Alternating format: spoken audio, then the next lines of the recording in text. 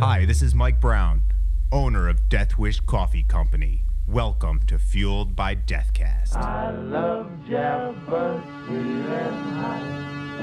Whoop, Mr. Motorama Coffee Spot. Death Wish Coffee presents Fueled by Deathcast, the world's strongest podcast.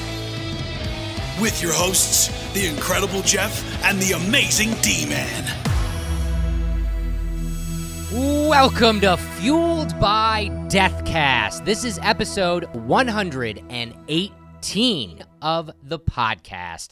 And we got a really special one, a guy that we've been trying to get on this show for the better part of a year now. And for a damn good reason. This Yeah. guy is fucking awesome. And we'll get right into that in a second. But first and foremost, I am the incredible Jeff. And I am the amazing D-Man. And we'd love it if you followed us over on social media. It's real easy to do. I am at Jeff Wish Coffee. And I am at Deathwish Dustin. And follow the show on social media as well at Fueled by Deathcast on Instagram, Twitter, and Facebook. And no show would be complete without thanking our good friend and the voice of death himself, Brock Powell. BrockFox.com. And follow him across all social media as well at BrockFox. He's doing some incredible stuff in the world of voice acting this year. Cartoons, animation, video games. You're not going to want to miss the next thing that Brock's got coming. And we love him to death. We love Brock so much, and we hope you guys do too. We also love podcasts here. And I want to take a second and shout out some of our favorite friends in the podcast world. First up is Mr. Ricky Rackman. Ricky Rackman used to be the host on MTV's Headbangers Ball and also the man behind the infamous Cat House Hollywood. And the Cat House was one of those clubs that made rock and roll history. Not talked about it, not was tangentially near it. It was rock and roll history. There are music videos. There's a very famous music video from Guns N' Roses that was shot at the Cat House. Oh, I didn't know that. Yeah, there are multiple ones. There are multiple songs from rockers in the 80s and 90s that they mention the Cat House in the song because of the nights that they had there. But there were no cameras involved. And there was really no way to get the word out. If you were there, you know what went down. I wasn't there. You weren't there. But Ricky was. So every other week, Ricky comes out with a brand new episode of the Cat House Hollywood podcast where he regales a single night. Something crazy that happened there. Something that changed the course of rock and roll history. And you're going to really want to tune in every other week to the Cat House Hollywood podcast. Also, I want to say thank you to our good friend, Matt Hendershot. Matt Hendershot actually helped us create this show, helped us figure out some of the audio and video elements of it when we were first starting out. And now him and his wife have moved to Germany, and he's trying to figure that out. So he made some new friends over there and decided, you know what, I'm going to start a podcast. I'm going to chronicle everything that I'm getting into, all of my adventures over in Germany, and everything he takes a shot at. So he's calling that podcast, I'll Take a Shot at That. And I'm going to let him and his buddies tell you a little bit more about it right here. Hey everyone, my name is Matthew Hendershot. And I'm Jake. And I'm Justin. We are three Leipzig, Germany transplants kicking off a brand new podcast called I'll Take a Shot at That. My friends and I will be setting out on adventures and having conversations from the unique to the mundane, and we will be taking a shot at figuring out this crazy modern world. Basically, we'll be BBC, NPR, CNN, rolled into Fox one. News. That too. Providing... Whoa, slow your roll, I slow think your he's roll. got it. It's much more likely that what we're going to turn out to be is a room full of half-drunken idiots spreading a thick layer of bovine excrement over the news of the day and whatever it is we feel like much talking better about. and more credible. I'll Take a Shot at That will be published weekly and is available on iTunes, Google Play, and all the other major publication platforms. We can also be found in all the best time-wasting social media out there, like Facebook, Twitter, and Instagram, all at /shot at that. I can't wait to get started. Let's get started. Certainly, I will take a shot at that. I'll take a shot at that. Cheers. I sure do love that Matt Hendershot. And Matt, if you're listening, I got to say, D-Man, we've been saying this a lot. We should just book the trip and go visit him. I've never been to Germany. I've never been to Europe. You've never been to Europe, right? It's funny because I got plane tickets right here. Wouldn't that be awesome, though? That would be amazing. We're going now. Yeah. Get in the car. I do want to come visit you, Matt. I miss you and Liv, and I want to see what Germany's all about, Yeah. you know, and it'd be cool. I mean, I've always wanted to go to Europe anyways, but it'd be really cool to go to Europe and know someone when you get off the plane, Yeah, you know, to yeah, like yeah. take you around and stuff. So we're coming. We're coming. We're definitely going to come. And, you know, like I've said a million times, podcasts are awesome. They never go away. You can listen to them whenever. Find your favorite podcast and listen to it outside of ours, of course. You know, listen to ours first. Secret code unlocked. Discount of death. This week, and well, hell, every week, make sure to use our awesome podcast discount of death, to get 12% off of everything on deathwishcoffee.com. I mean, you guys are already going to the website. You guys are, you know, buying coffee and merchandise. We see you out there. And we just wanted to give you a way to save a little cash because we're constantly coming out with new stuff. I was just looking at the marketing calendar as I do every single week, and it just constantly grows with more cool stuff. And, you know, what's better than cool stuff is cool stuff that's a little bit cheaper, exactly 12% cheaper. So as you're buying that cool stuff in your discount code area, all you have to do is type in one word. Well, it's 3 words, but we're smashing it into one word, discount of death, and 12% off just for you guys. Enjoy it. So this week, Dustin, we literally have tried to get Phil X on this show for the better part of a year. But the reason why that's so difficult is because the man is busy. Oh my God, he's so busy. I mean, okay, first you'd just be like, he's the guitarist of Bon Jovi. There, so, full-time job right there. yeah, so it's like, okay, you're already busy. But no, he has his own band called The Drills. Yes. That probably play comparable to as much as Bon Jovi plays. Yeah. And then he's on everybody's record. Like, Phil's one of those guys that, like, you're creating a record, right? And you're like, man, I need this guitar sound that, like, my guitarist is awesome. Yeah. But we just need this other sound that's going to, like, make this song up the top. Who am I going to call? And almost everybody in the business goes, here's Phil's number. And then they call Phil, and he's on your record. And in this episode, you will find out why. Yeah. We dig into what makes Phil so unique, and some of the tricks he pulled out of his sleeve were just fucking amazing. He knows how to make an impression, and there's a lot to learn from that. Yeah, there really is, and that's why he's one of the best in the business all this time. And it was an incredible joy to finally get him on the show and talk to him. So without further anything, let's get into that. Mugs up this week for this week's death guest, Phil X. The Fueled by Death guest. Let's start with the guitar because, you know, I love talking to musicians, and one of the questions that is, you know, mostly different between all musicians is why you started in the first place. And I'm always curious to hear that answer. Like, what drew you to the guitar? What drew you to not only just the guitar, but, you know, the gamut of all the music that you play? What made you start that? Well, it was my dad. Yeah. But I was like, I don't know, man. It was like I was 5. And we were living really modestly. Like my mom, my dad, 4 kids. And sometimes my grandparents in a 2-bedroom apartment in Toronto. But my dad had a plan because it rocketed out of that into this, you know, bigness. Yeah. But my dad always played bouzouki, so Greek music was always playing in my home. So, and he played, and I guess, you know, he needed, like, accompaniment. So he's like, you're going to play guitar. And I saw, you know, I became a huge Elvis fan because he liked Elvis, and I liked Elvis. So it had a lot to do with my dad. You know, he was like, you know, when I say we were living modestly, I was a 5-year-old that asked for an electric guitar for Christmas and got it. Wow. You know, and I could barely hold it. Like, think about it. It wasn't like a miniature. It was a full size. What kind of guitar was it? I don't even remember the name, but it was a semi hollow teardrop shape like a cover, like a, I say cover like a cover song, but like a replica of a Vox or something. Yeah, like a cheap, you know. What color was it? It had this really terrible plywood sunburst on it.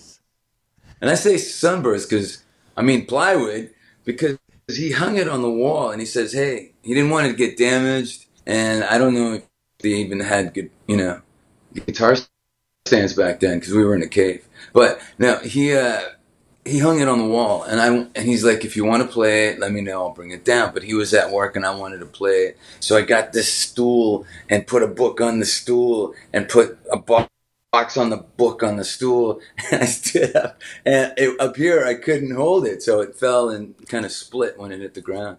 Wow. So, but he was pretty handy. He got some glue out and some clamps and put it back together. But he said, that's why I told you to tell me when you want to play. And I'm like, I want to play all the time.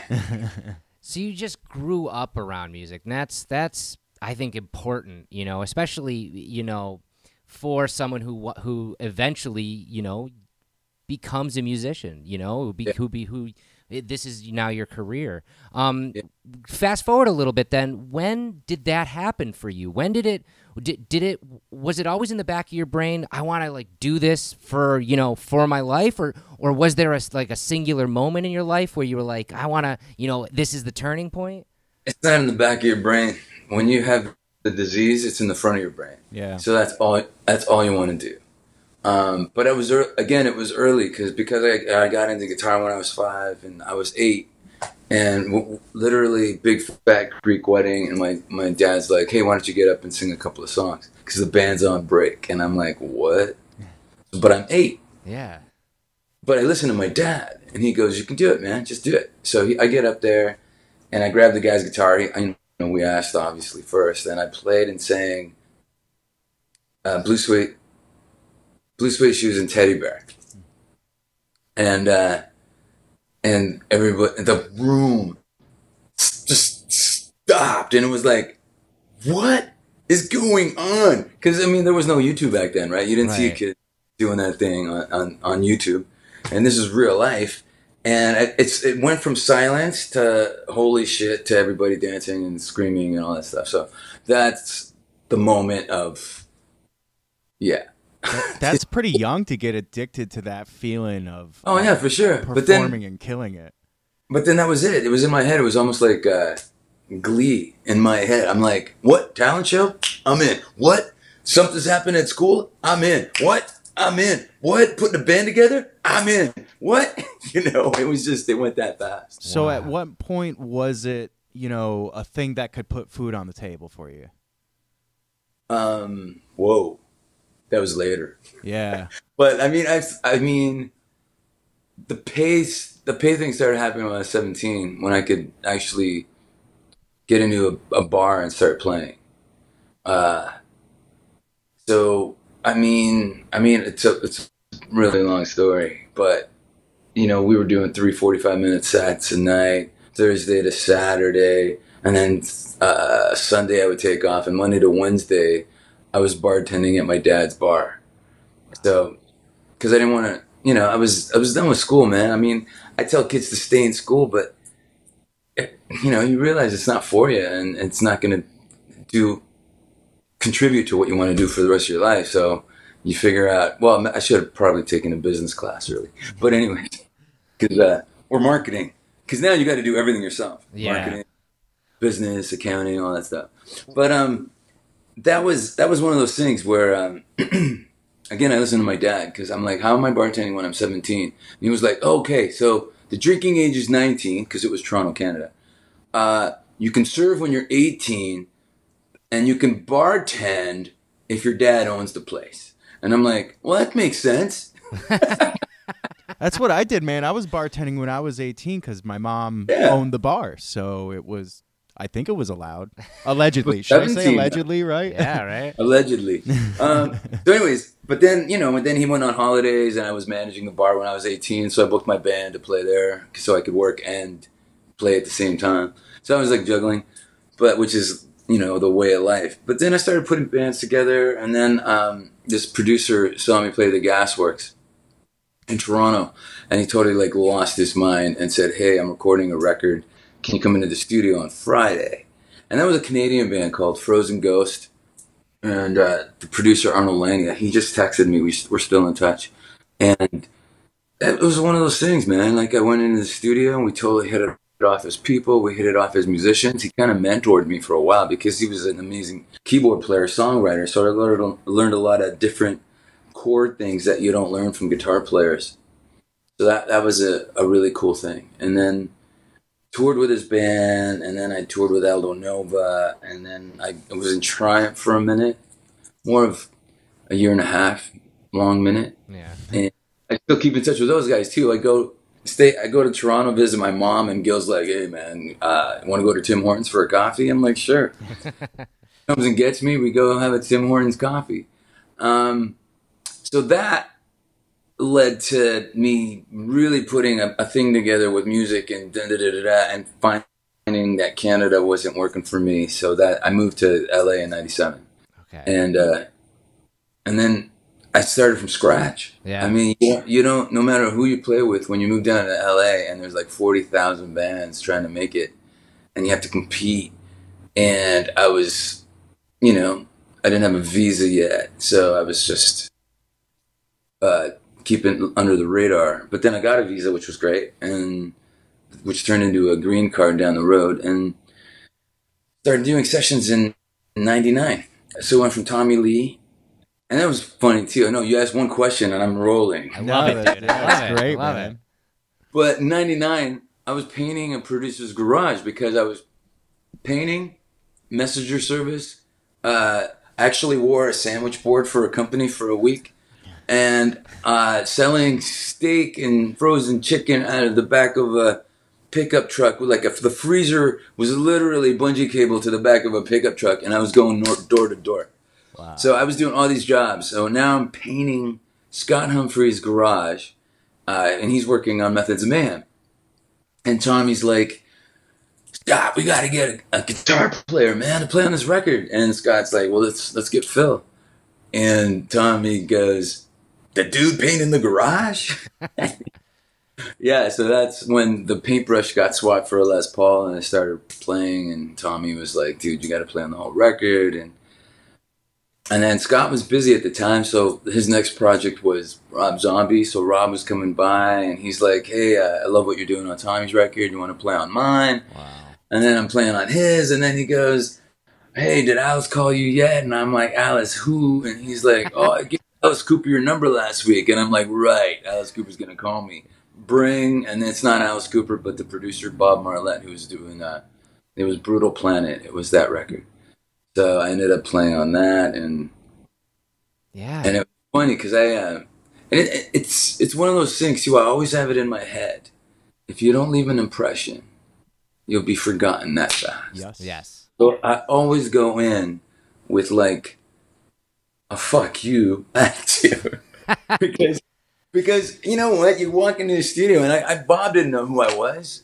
Rob Zombie gave Alice my number, and Alice gave my number to Bob, and Bob, who the hell is this guy? But Alice wants to use him because Rob said so, and okay, come on in, dude, I'll put you in a couple of songs. But I just walked in and, punch in the face, destroy, and he was like, I got more songs you could play on. Can you come back on Friday? And I mean, that's the kind of thing that you got to do, and that's the advice I give to young musicians, man. Somebody knocks on your door once. Yeah. If you don't make an impression, they won't come back. How much of that is preparing for the part? Like, how much did you sit around with the music and just have that drive to completely, like, in the back of your mind, you're thinking, man, I'm going to show up and fucking kill it. And the way I do that is sit here and I work this out. How much of it was preparation? Well, my preparation was my cover band. Because I don't really read. I still don't read. But, read music, right? Yeah. I don't read music, right? But being in a cover band and learning Van Halen and ZZ Top and AC/DC and Black Sabbath when I was a kid, that trained my ear. Yeah. Because again, no YouTube, no tablature. You're just on your own, dropping the needle or rewinding on a cassette player. Yeah. And learning everything by these things. So, and then everybody always, Scott Humphrey was like, "I can't believe your ear." And I'm like, well, thank Black Sabbath. But then, and then it grew into just knowing, even when I had a band in LA and you open the LA Weekly and there's literally 40,000 bands playing 200 venues a week, you have to do something to stand out. And So walking into the studio, and you get past, you have to have this mentality. You have to have this mentality of, I'm just going to kill it. There's no choice. There's no option. Right. You walk in, and Bob literally looked at me, still working on this Alice Cooper record, and the first song was Brutal Planet. He goes, okay, I played all the rhythm guitars and the bass myself. I just need some pixie dust. Go. And he play and record just to see what I come up with on the spot. And at first I'm like, what the fuck? And then I'm like, fuck you. And then I start doing something. And he was, wow, that was great. Let's double it. I'm like, whoa, I have to hear it because I don't know what I did. Because it was that fast. Yeah. But then again, it led to different things. And by the 9th song, you're like, what can I do now? Right? You want to keep the motion going, the momentum going.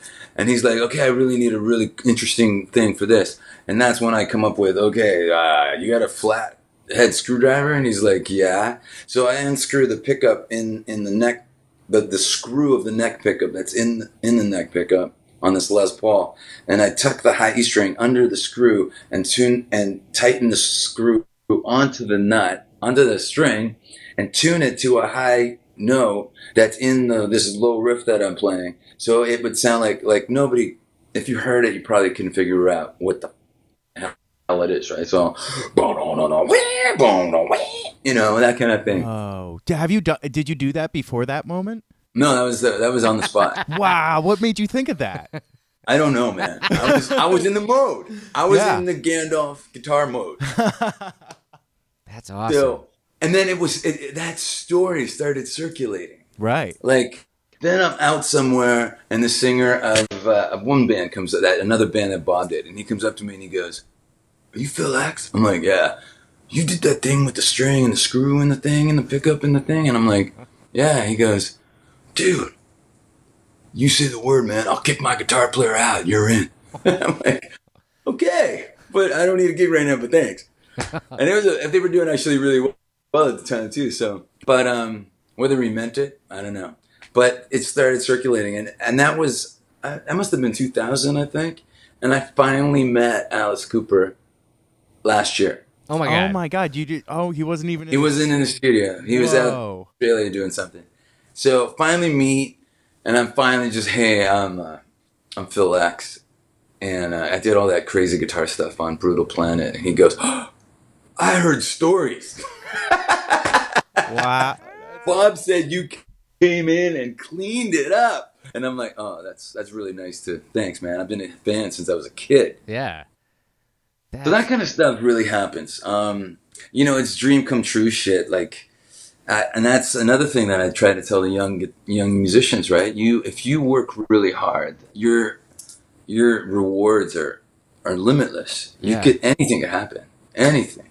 Yeah. You could play with your hero. You could play with your favorite artist.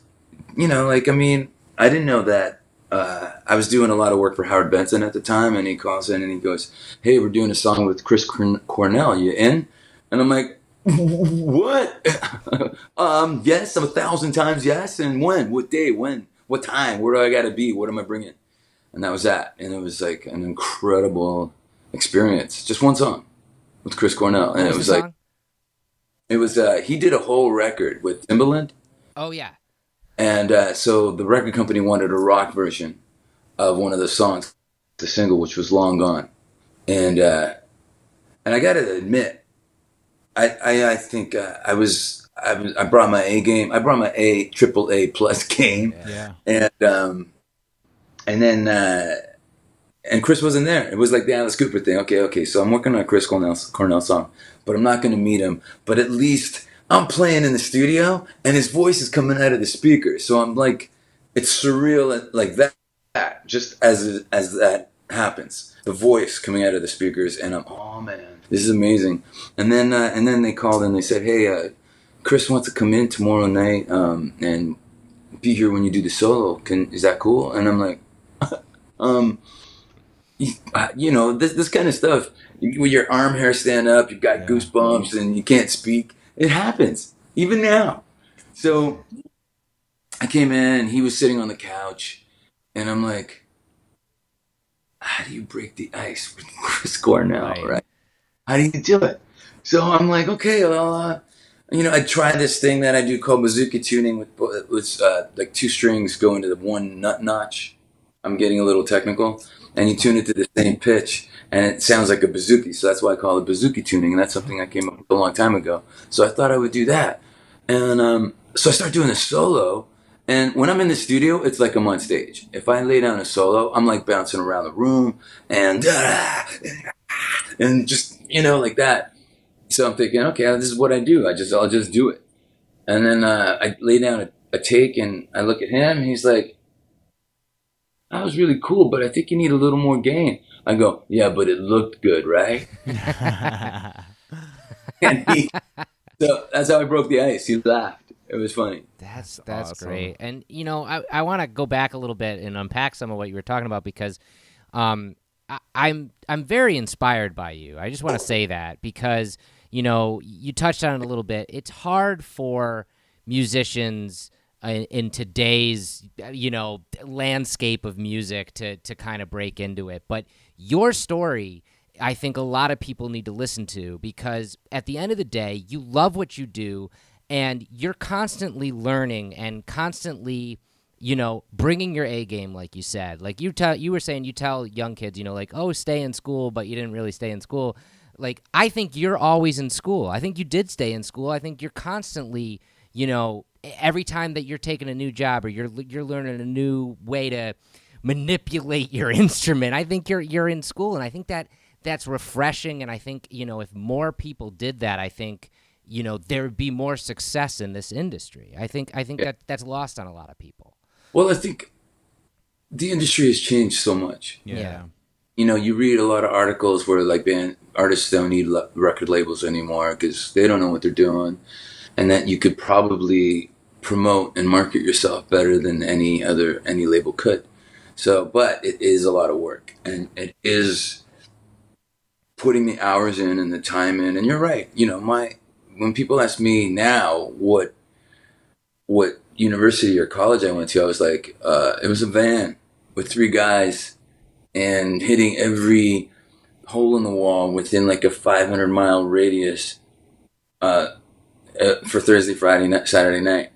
And I think it's your mentality too, because a lot of guys do that to go and party and bang chicks, and they're still doing it.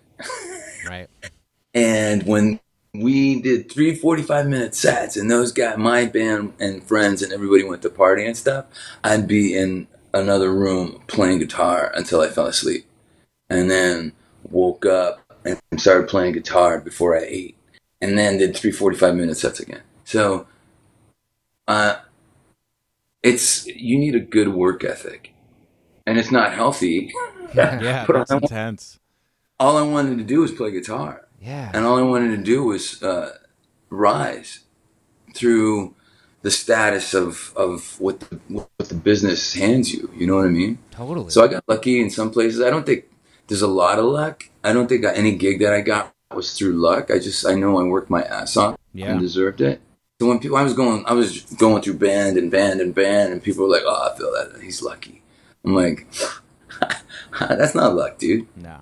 If Tommy Lee, if I would have put the paintbrush down and went into the studio and didn't deliver, I wouldn't have recorded on that record. No. Right.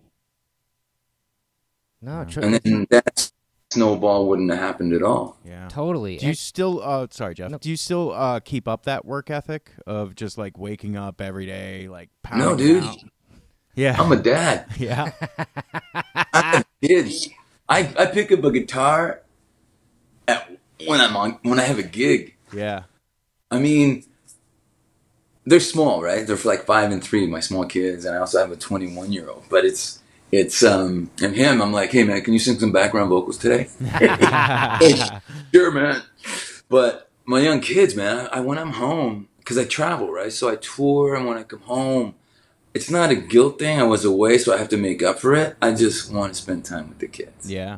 It's in my heart, and it's my passion. Yeah. And sometimes I pick up a guitar, and I still write, and I still come up with stuff. But I play more when I'm on tour. I always have a guitar in my hotel room, and then I'm playing backstage, and I love doing these backstage hotel room jams, and backstage tune-up room jams, and putting them on Instagram, and it ranges from heavy metal, from Sammy Hagar to like Judas Priest. Today I'm gonna do. Hey, I got a piano and I suck at piano, so I'm gonna do Jane by Jefferson Starship or Airplane, and but you know what's funny? The Judas Priest Victim of Changes. I think that got the most views. Yeah. I could do AC/DC. I could do Zeppelin. Victim of Changes. Judas Priest. It's crazy. I wanted to ask you too. As the term hired gun is thrown around, and by the way, that documentary that you were part of was excellent, and there was so much of a wealth of information there. But you, I think, stand out because, like you said, when you go into a room, you're immediately just like, "Fuck you! Here's my A game," kind of thing. Like I'm gonna bring it in your face, and that's what's gonna get me for the next gig. And you always have been at your core Phil X. You've always like had that sound, had that mentality, but you've worked with so many amazing people throughout the years. Has there been a project that has, I guess, influenced you or your playing more than any of it, or have you always just stayed true to yourself through it all? I think I know my place, which is also key. Like deliver and wow people, but know your place. Yeah. Like when Phil X and the Drills is my favorite project because it's my passion. I write the songs, I sing, and it's just a 3-piece, and I love that. Yeah. And then early on, I always wanted a singer because I love the Zeppelin, Black Sabbath makeup. 3 guys rocking out and a singer out front. The cock's out, the vocals out, the band rocks, everything's awesome. But we could never find a singer that sang better than me. And I was like, this guy's good. And they're like, well, it's not as good as you. I'm like, I really want a singer. But I accepted my fate later on in life. And I love the 3-piece. I love how it works. Yeah. But and then I read something. It was an interview with Harold Ramis, the writer and director. And Ghostbusters, Groundhog, yeah. actor, all that stuff. And the question that he got was about, hey, remember doing stand-up? What was that like? And he goes, for me, it was all about killing. But not just killing the audience. It was about killing all the other comedians on that stage that night, too. And I'm like, that's how I feel. I want the audience to forget the band that played before us, and I want to scare the band that has to follow us. Yes. You know what I mean? That's how it should be done. That everybody should have that mentality. Yeah. You know what I mean? And just go out and destroy. And I was even. But people are like, okay, you do that with the Drills, but what about Bon Jovi? I go, hey, that's John's job. Yeah. I'm taking the back seat. And again, that's knowing your place. Yeah. Nobody had to tell me what to do and what not to do when I filled in for Richie the first time in 2011. It was just, okay, I'm going to learn the show. I'm going to, and you can't just learn records. You have to watch. They sent me like DVDs of current shows. Yeah. So I could watch, because John does this cue thing, he does this jukebox thing, he does that thing and that thing, and you got to watch and be ready for anything and and ingrain it into your brain. But then at the same time, if Richie's doing the solo like the record, that's what I'll do. And if he goes out on a limb and strays a little bit, I'll kind of do that too. Yeah. But you can't mess with the solo in Living on a Prayer or Born to Be My Baby. Those are like, right. Those are the solos of the songs of our youth. Right. So you don't stray from that. But when we do Keep the Faith, I'm going to start it like Richie, and then I'm going to go out and do a little bit of my own thing. But again, full Phil X doesn't work. Right. So, and the way I describe it is, if this is Richie and this is me, there's a guy in the middle that shows up. Yeah. And does a gig. because he knows his place. So you're not completely like trying to hit every note that Richie's hitting. You're doing a little bit of your own variation of that. Well, it depends on the song. Right. Yeah. Okay. Like, I mean, you can't. I think it's impossible to literally emulate another person's playing. Yeah. Because you don't have their hands. Right. And you don't have their heart. Yeah. So, and that, I think that's where it comes from. So what I've said in the past is, it's all about respecting the band, respecting the fans, respecting the songs, and respecting Richie too, right? Yeah. So there's a moment of where you go, hey, yeah, I'm doing it right, because nobody in the band saying, hey, you're not doing that right, or da da da da, or you're doing too much, or you're doing too little, or anything like that. So I made the right moves, and I feel like I deserve to be where I am at right now. But I do think the thing with like what you asked about the note for note thing, getting it as close as possible is important in most cases, and then straying a little bit. But I could never. I think people were like, "What's the hardest Bon Jovi song you had to learn?" And to me, none of it was technically difficult. Mm-hmm.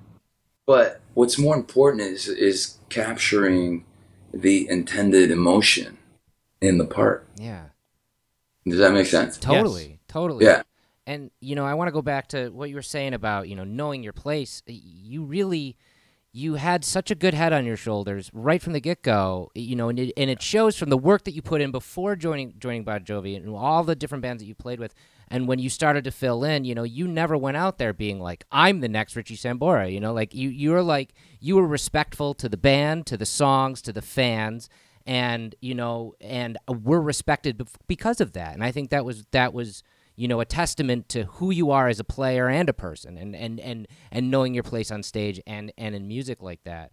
And I wanted to ask, because you were so much of a good fit as someone stepping into this role, for those couple years, and now as an official member of the band, I just wanted to know, like, was that something that was kind of always happening? Was the writing on the wall? Because I mean, we all know the story that unfortunately with Richie and what he was going through and stuff like that, and as fans of the band throughout all the years, like, I'm so happy that you guys are at the powerhouse that you still are and are still able to do that. But was it a surprise for you to join full time, or was that writing kind of on the wall when that happened?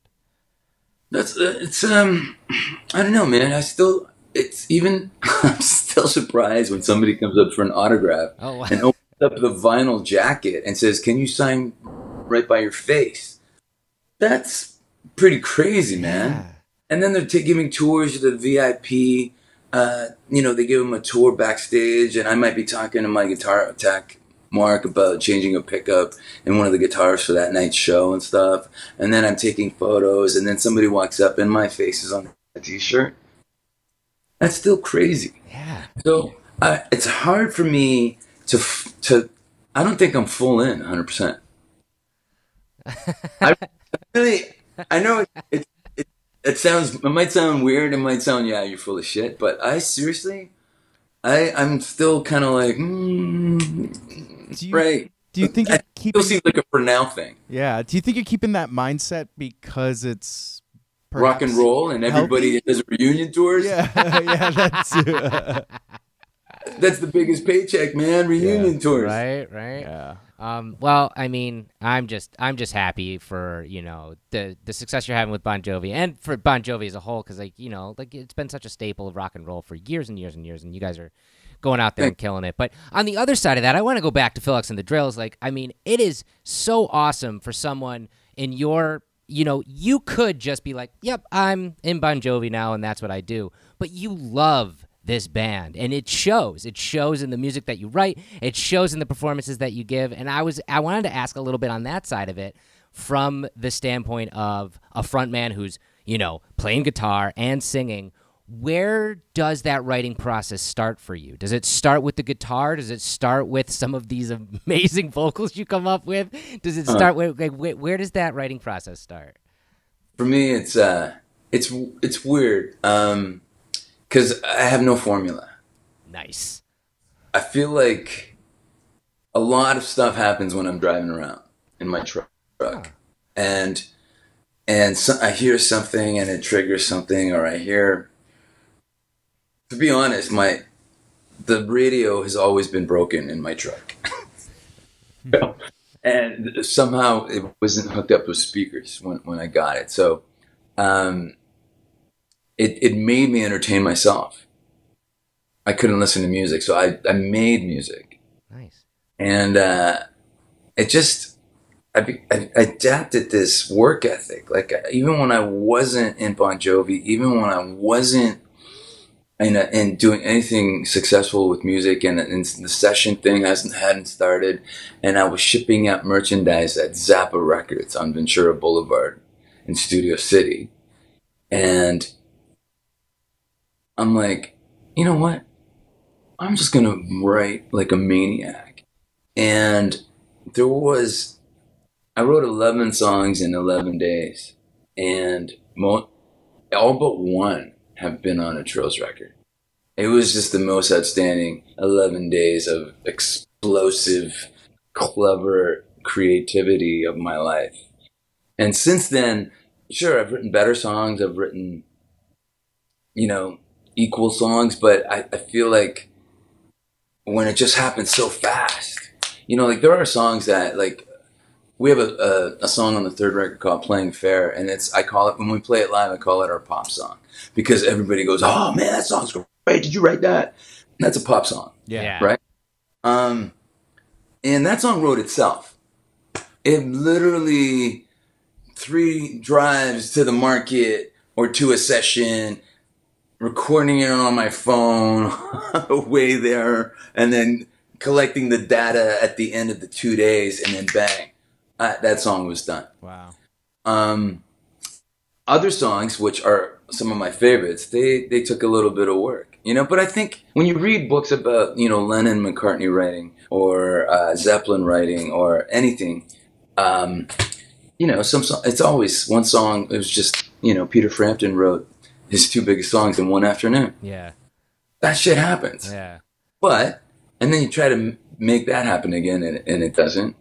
But in my case, sometimes it's a lyric. And my favorite story, and this is true, it's like I was sitting at a left-hand light. At a light, hanging a left-hand turn, and it's going, tick, tick.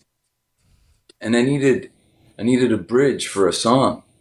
And I also got off the phone with my friend who was seeing this crazy chick, and everything just happened at the same time. So he's on the phone. I go, "How's it going with so and so?" And he's like, "She done. Wait, she's out of her goddamn mind."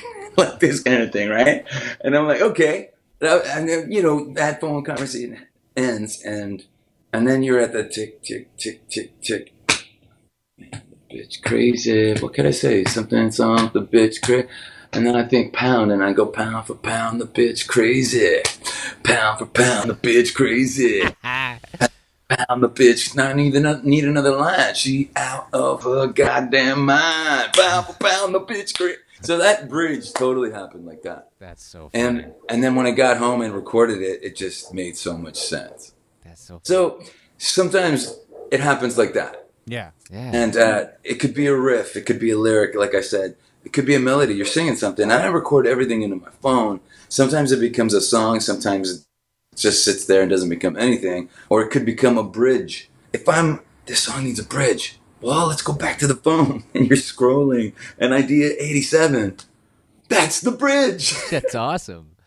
Which is, if it didn't make it into that song, it'd probably be sitting in limbo somewhere. But it's got a spark. Yeah. And that spark needs to be seen, Yeah, for sure.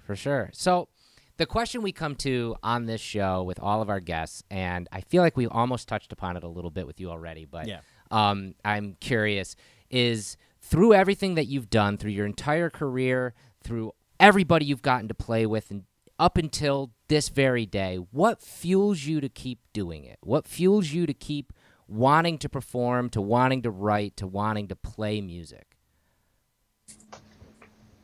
Death Wish Coffee. Oh. And I just got a raise. No, but for real. It's one of those things. Every time I walk into, every time I see a guitar, I want to play it. Every time I see a microphone, I want to sing. I think this kind of thing is so ingrained in your chemistry, in your blood, in your heart, and it just pumps out of here. And it's just, I'm 50. I'm going to be 53 next month. God damn, you look good for 53. Thanks, buddy. I mean that though, Jesus. That was a wink. But I'll take it. I'll take it. I'm still a kid. Yeah. I went to Japan with Bon Jovi and played the Tokyo Dome in November, and then I went to Tokyo a couple of weeks ago, January 21st, and I played with Uli John Roth and Rudolf Schenker from the 70s lineup Scorpions. Yeah. At the Sun Plaza where they recorded Tokyo tapes. Wow. Guys, I had an import of that on vinyl from Japan. And I dropped that needle on that record endlessly when I was like 16. Yeah. 16, I think, and I learned the solos. And then I met Uli John Roth, who was like my idol in Germany in September. And he didn't see the full 100% Phil X.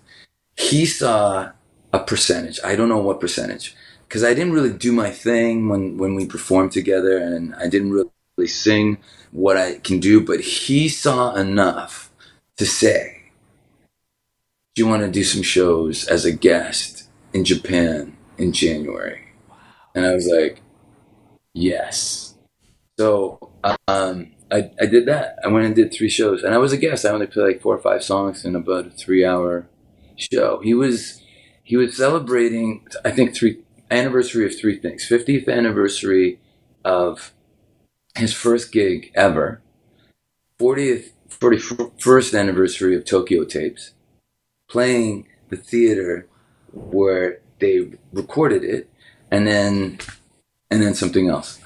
Wow. But dude, and he kept coming up to me, and I mean, we're texting, right? Even before it happened. Like, I'm calling my cousin George, because we were both Uli fans when we were kids, and we're like freaking out. And now I'm like, I listen to Uli's guitar playing, and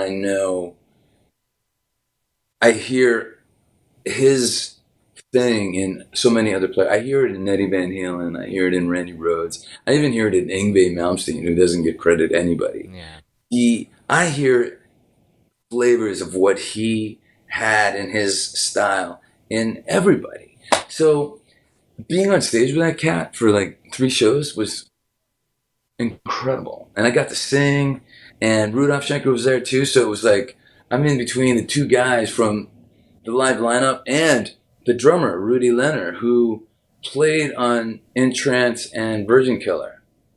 So those 3 guys and me singing, and I was being 52 and my arm hair standing up, and playing, I'm just going out of my mind. And it was funny because and one of the moments in my entire life is, I'm getting emails from Uli Roth. Hey, you want to sing Catch Your Train? I'm like, awesome, yeah, one of my favorite songs. Awesome, killer, I can't wait. And then you get a text in the middle of you're doing something, and you could be doing anything in your life. You could be changing a diaper. You could be at the market throwing bananas in the car. You get a text from Uli Roth, and hey man, do you want to sing Virgin Killer? One of my other faves, man. I'm down. I'm in. It's like anything. It's that kind of stuff when it happens in your life fuels you. Yeah.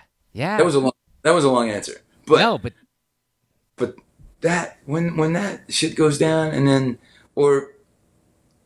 I just you get other people in my life that have like I worked on a lot of big records that Chris Lord-Alge, one of the world's best mixers, he's mixed a bunch of stuff. So, and I thought I met him at like a Christmas party or something. He's like, "You're Phil X?" And I'm like, "Yeah." And he goes, I gotta tell you, man, I love mixing your guitars. And I'm like, what? Because, you know, he mixed Daughtry, that, and Kelly Clarkson, and all these things that I did in the studio. So not only do I get to put my thumbprint on these artists' records, but the guy who mixed it loves what I do. What? You know what I mean? So, I mean, obviously, yeah, you know, it feeds your ego, but you put the ego, it's not about ego. It's about, again, it's about killing and stepping up to the plate and hitting a home run.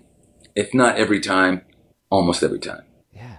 This is probably stuff that I've laid down that, you know, the next day I was like, yeah, that could have been better. No, it's great. It's gone to mix. It's fine. And you feel like, oh, okay, that's all right. Or you lay down a wicked, wicked, wicked solo on this artist's record, and then you hear it on the radio, and they cut the solo out. Yeah. Oh, Yeah. what? Oh, that's funny. Yeah, so stuff like that happens too. But I totally hit it off with Chris, Lord Algae. Like he's been mixing the new Drills record, and when Mix with Masters contacted him and said, "Hey, we should do something with you about tracking a band off the floor," and he called me and said, let's do the Drills. Let's do 3 songs with the Drills at Capitol Records. And so we did that, and I sang like we did everything laugh off the floor, but it was a new song, and it was so new. I felt like I was compromising the guitar playing and the singing because I'm reading the lyrics. So the guitar ended up being fine, but I was singing it yesterday downstairs in the studio, and now I'm like, it totally brought the song to life. So I'm so excited. That's excellent. That is really cool, man. You, like I've said earlier, you're really inspiring, and I really hope that, you know, other musicians like can be half of what you are, because I think that at the end of the day, if you're gonna love what you do, you know, like love it as hard as you can, and you really do that, and I think that that's really, really inspiring. And you know, I just have to say, we do appreciate all the love you give to us here at Death Wish Coffee. Because, Big time, man. Yeah. Oh man, you know what? It was funny too because you know when I'm on the road, I wear medium, and then when I'm not on the road, I wear a large. Nice. Because the weight fluctuates. Yeah. Yeah. I hear you. I get it. Like you come home and you be a dad again, and you're like putting a few pounds on. Yeah. Dude, thank you, man. You guys have been great to me, and I love talking about me. No, I'm just kidding. I love talking about music. I love inspiring. I aspire, and I said this in a thing one time, and it sounded corny, but I truly aspire to inspire, to be inspired. Like this whole thing is a cyclone of energy that makes everything worth it. You know what I mean? And I know there's a lot of young musicians out there, and they need to hear stories like this. You know, they do. They need to hear about hard work, and it's not about winning American Idol. Because name more than a handful of people that won that and are still doing something in the last 13 years, right? So it's about, you can't rely on anybody else anymore. You know, you got to do all that you can and network. If you're not, what did I hear the other day? And this is cheeseball too. If you don't network, if you're not networking, you're not working. Something like that. Yeah. But I mean, it's true. You know, like, and you said it earlier on, you know, like every gig you go to, if you show up and you've put the work in beforehand, and you show up and bring the best you can, then that's going to get you your next gig, no matter what. Like if you're just showing up, or you're thinking you're going to, you know, do it, you're not going to get called the next time. Well, and the other thing too is a lot of people still haven't realized there's a lot of old school people like me, but I think I'm more new school because I realized that, you know, people are still mad that some people don't buy music. But you can't be mad at those people because those people still buy tickets and t-shirts and mugs and all that stuff. So don't be mad at them, you know. Just you have to find new ways to do things. You have to roll with the punches, and you have to roll with the times. And that's what a lot of people that have an ear to what's going on today understand. And the people that don't understand that, as soon as I'm talking to somebody, I'm having a really good conversation, and they're like, oh man, I'm so pissed, you know, I'm just streaming and and people don't buy music anymore. I'm like, I got to take a leak. Yeah. Yeah. Because we're done talking. Yeah. That's it. And so at the end here, I just want to ask, like, what's on the horizon? What can people be excited for? Like, what's coming out from the Drills? What, like, you guys got a new record that's just hitting or about to hit, right? Yes. I'm excited, and I have to look at my notes because I leave people out. Because we've been recording this record since 2014. Uh-huh. So we're going on 5 years. And the problem is there's a different drummer on every song. Whoa. Which to everybody tours. So, and I'm just going to go down the list of who's on this. Okay, so Kenny Aronoff, who's played on a million records. Matt Chamberlain actually came off the road with Soundgarden at the time. Wow. And played on this track. Randy Cook, he's a friend of mine. He plays with Smash Mouth. Brent Fitz is on tour with Slash now and also plays with the Drills live sometimes. Taylor Hawkins. Nice. Wow. Abel Boyle Jr., Tommy Lee, Ray Luzier from Korn, Ryan McMillan, he's played with Matchbox 20 and stuff. Gary Novak is a huge a session guy in LA. Jeremy Spensser from Five Finger Death Punch. Brian Tichy, who's played with a million people. Tico Torres. I mean, we had a day off in Vegas after playing the T-Mobile Center in March. And I'm like, hey man, would you go into the studio tomorrow and record a song? And he was like, I know he loves his days off. So him coming in meant a lot. Wow. And we also have Liberty DeVito, who I met obviously through the Hired Gun documentary. Uh-huh. And been trying to get him on. He lives on the East Coast. I lived on the West Coast. And then here I'm in New York with Bon Jovi doing 2 sold-out nights at Madison Square Garden. And I call up Liberty and I go, oh, hey man, how do you feel like coming into the studio on Friday to record a Drills tune? And he's like, I'm in. So Obi O'Brien is my best pal on the road. He's like been John's best friend and broadcast engineer for 30 years. So me and him, I'm going, hey man, let's get the Power Station, which is, hello, who's been at the Power Station in New York? Everybody. Rolling Stones, Madonna. Yeah. The list is endless. And let's go record at Liberty DeVito. So, but when you're in the moment, it's hard to be in the moment. Like this is happening, but I'm not really registering that it's happening. Yeah. So we do a sold out night, Madison Square Garden. The next day, me and Obi go to Power Station. Liberty shows up. I record Liberty DeVito on my song. And then I take them out for Mexican lunch. And then me and Obi are walking back to Madison Square Garden to do sound check for night 2. Oh my God. And Obi's like, are you like absorbing this? And I'm like, no possible way. Wait, hold on. I got the phone. Oh, wait. My wife, one time, does she want the car to take her to the gig tonight? I think she's taking the subway. I'll talk to you later. And then, that kind of thing. And then he's like, dude, just take a moment and absorb what you're doing. And I'm like, what's happening? He's like, sold out nights at MSG. And you just recorded Liberty DeVito on your song at the Power Station in New York.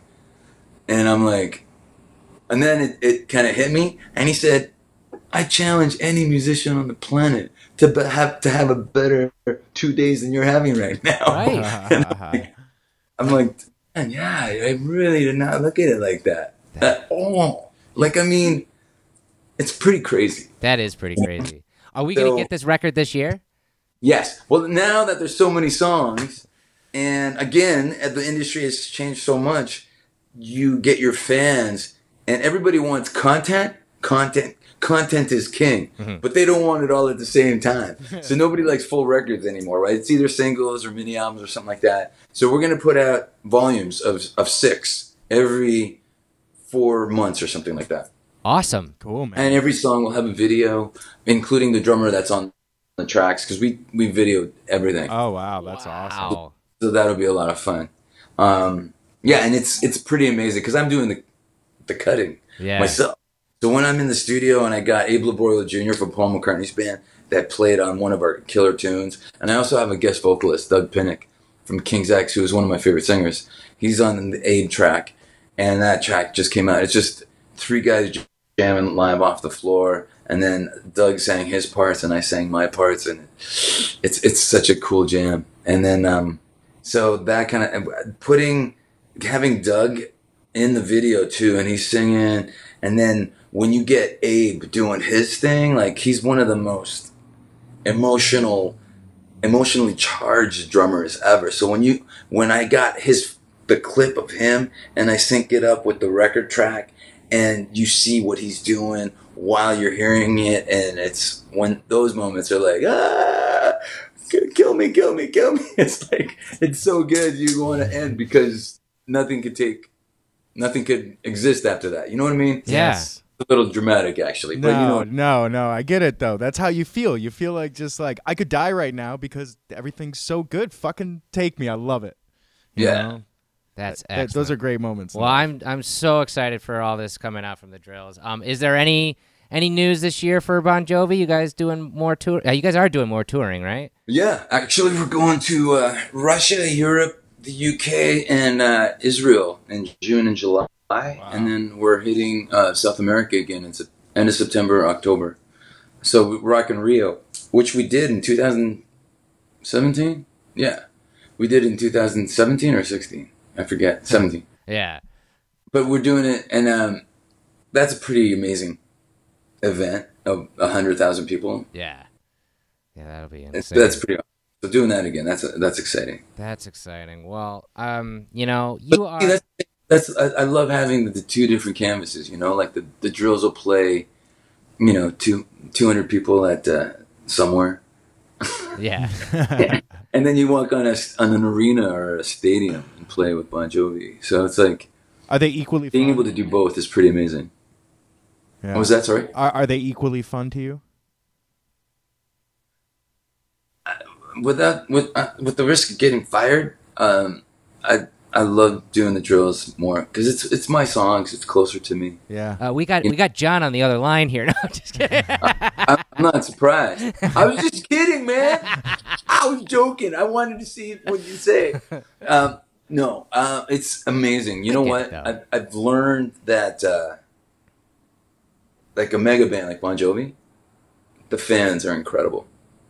They truly are insane. So, I mean, who wouldn't say? Like in Bon Jovi, I can only give a large piece of myself, and when I do the drills, it's all of me. Yeah. So who wouldn't choose that? Yeah. The thing is that a lot of Bon Jovi fans have been showing up at drill shows. Yeah, that's pretty rad. So that's an amazing thing too. I remember even in 2013 when I was still filling in, and I was in Madrid, I think it was Madrid, Spain. I'm in the hotel lobby, and somebody runs up and goes, Phil, can you sign something for me? And I'm like, sure. So what do they pull out? Drill CDs. Oh, that's so cool, man. That went, what? That was an amazing epiphany. Yeah. You can call it that. It was like, it's like, wow, man. So, and then it's funny because then, and I love the lyrics of this song. It really made me.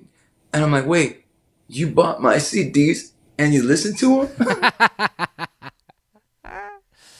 Oh, man. Dude, I'm so happy for all the success that you've got. And, you deserve it because you really work hard. And, and like I said, it's totally inherent that you love what you do.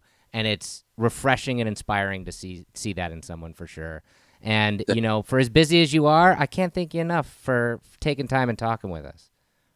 Dude, it's like I said, it's spreading the word, right? A positive word to all the youngins. Yeah. Awesome, man. Yeah, like this was a lot of fun, and I know we'll be in touch for sure. Awesome. Thanks, guys. Appreciate it, my dude. Woo! Yeah. Awesome, wait, man. the shirt. I was wearing a jacket. I was on a plane, and the lady just saw the skull. She didn't see Death Wish or anything. She goes, "Where did you get that shirt? I need a shirt like that for Halloween. My son wants to be a pirate." And I'm like, I get it, but yeah, it's coffee. Yeah, but it's coffee. It's awesome. This has been Fueled by Deathcast, a Death Wish Coffee Company podcast production. Thanks for listening.